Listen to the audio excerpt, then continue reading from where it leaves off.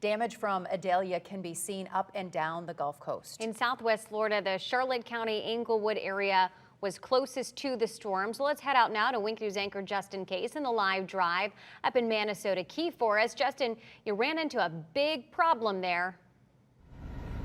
Yeah, Manasota Key Road is impassable. The road has been washed out. I'm going to have my photographer zoom around this live drive camera for us so we can actually show you Manasota Key Road.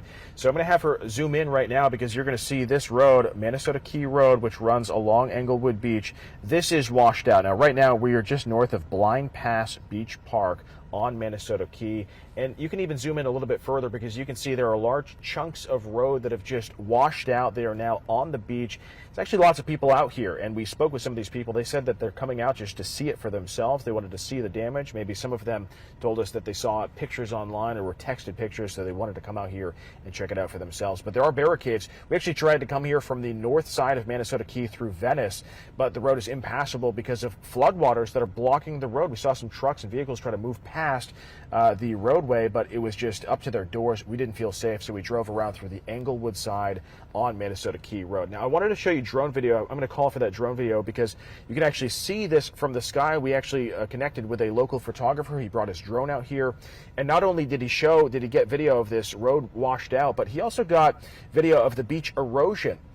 There are some homes along Manasota Key, along the Englewood Beach area, and these homes have a seawall. Some of the homeowners told us that that seawall was constructed within the last year, and they told us that that seawall is now blocking the water. The water is all the way up to the seawall, so they really don't know how much erosion has taken place here, but they said that the high tide, the water is much higher up than it is normally. Now, one more thing I want to point out, we did speak with someone who told us he was out here driving last night, and we interviewed him about what he saw last night because he started to see some of the signs that this road could be collapsing as early as last night.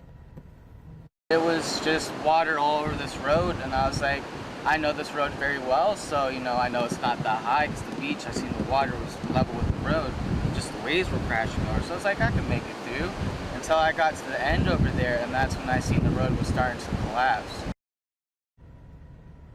So I'm going to just pan over one more time over to the left here. I'm having my photographer Lindsay pan over because you can still see the waves crashing in. Still some large waves out here, but if you look down, you can actually see there's very little beach to walk on.